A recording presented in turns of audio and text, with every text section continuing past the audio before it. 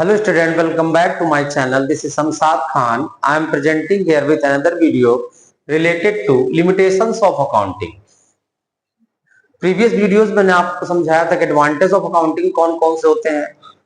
आज हम लोग डिस्कस करेंगे कि लिमिटेशंस ऑफ अकाउंटिंग, अकाउंटिंग के ड्रॉबैक्स क्या हैं। फायदे बेनिफिट्स तो हमने प्रीवियस वीडियो में देख लिया। आज हम लोग जो बात करेंगे लिमिटेशंस क्या क्या है, क्या ड्रॉबैक्स है, थ्रेट्स क्या है अकाउंटिंग के, अकाउंटिंग करने से क्या लॉस होते हैं। तो चलिए स्टार्ट करते हैं। सबसे पहले 4 लिमिटेशंस हमने यहाँ पर रखी। Lack of qualitative information based on historical cost, suffers from window dressing based on personal judgement. Lack of qualitative information, सबसे पहले समझते फर्स्ट लिमिटेशंस को। You know very well accounting provides always quantitative information not qualitative, because accounting say accounting consider only those transactions which can be measured in the terms of money or those transactions which are in financial nature. So qualitative characteristics, qualitative transactions will not be considered under accounting. So this is first limitations of accounting. accounting की first limitation है, और first limitation क्या कह रही है कि it does not consider qualitative information. Qualitative information such as goodwill of management, loyalty of workers क्या है, और efficiency of management. These are very important component, but these are not considered under accounting because these are qualitative information. और accounting हमें क्या सिखाती है कि accounting provides only quantitative information. Quantitative मतलब मनी टर्म्स में जो होगा, जिसकी वैल्यू होगी। गुडविल ऑफ मैनेजमेंट, मैनेजमेंट की बहुत गुडविल है, reputation है, but you can't measure in the terms of money. So this is limitations of accounting. Clear? Next की बात करें based on historical cost. This is next limitations of accounting based on historical cost. देखिए balance sheet जब बनती है ना, balance sheet, तो balance sheet में क्या होता है, बैलेंस शीट में यहां पर आपकी असेट्स होती है। कुछ इस तरीके से समझिए, ये आपकी बैलेंस शीट है। जब भी अकाउंटिंग होती है तो बैलेंस शीट में ये आपकी लायबिलिटी होगी, अमाउंट होगी, एसेट्स हो गए और अमाउंट। तो बैलेंस शीट के यहां पर एक लिमिटेशंस है कि ऑल असेट, जो भी यहां पर असेट्स शो की जाएगी, all assets will be shown at their original cost. Original cost means historical cost. But ये तो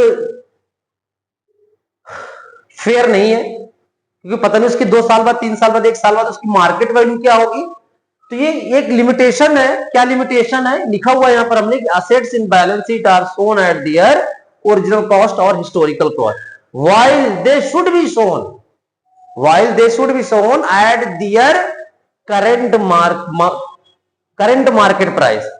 करंट मार्केट प्राइस, सॉरी आगे पीछे हो गया है, their current market price, current market price. देखिए दोनों में डिफरेंस क्या है। ओरिजिनल कॉस्ट पे दिखाते हैं, हिस्टोरिकल कॉस्ट पे दिखा दी, ये भी एक लिमिटेशन है, क्योंकि हो सकता है 2 महीने, 3 महीने, 4 महीने, 1 महीने, साल के अंदर क्या हो जाए, उसकी जो मार्केट प्राइस चेंज हो जाए। ये भी एक ड्रॉबैक्स है। दस balance sheet does not disclose fair and true value. अगर हम लोग हिस्टोरिकल कॉस्ट में बैलेंस शीट में सारी एसेट शो करेंगे तो जो बैलेंस शीट होगी हमारी, ट्रू एंड फेयर वैल्यू कभी नहीं बताएगी। This is second limitation. Next suffers from window dressing. This is most important limitation. Exam में आता हमेशा इसको लिख करके आइएगा, suffers from window dressing. Accounting हमेशा सफर करती है विंडो ड्रेसिंग। विंडो ड्रेसिंग का मतलब क्या होता है, एक्चुअल जो फाइनेंशियल इंफॉर्मेशन होती है, कई बार क्या होता है कि मैनेजमेंट उसको लेस और मोर, कभी कम करके दिखा देते, कभी ज्यादा करके दिखा देते।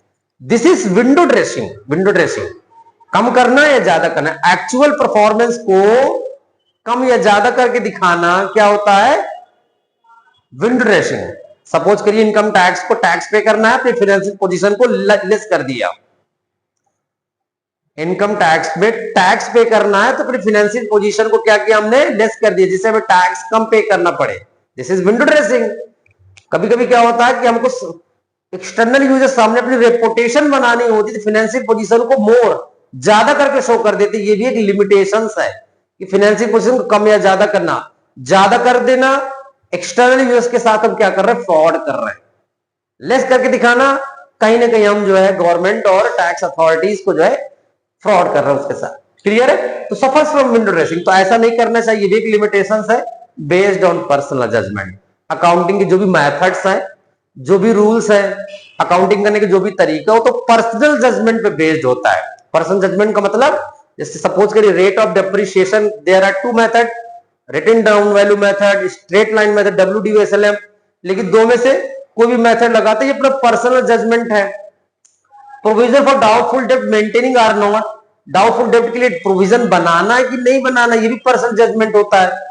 और ये personal judgement wise judgement differ from person to person, और ये दोनों हमेशा अलग हो सकते हैं। हमारी राय दूसरे की राय से बिल्कुल अलग हो सकती है, पर्सनल जजमेंट अलग हो सकते हैं। So this is also limitations of accounting. तो हमने यहां पर 4 लिमिटेशंस रखी हैं।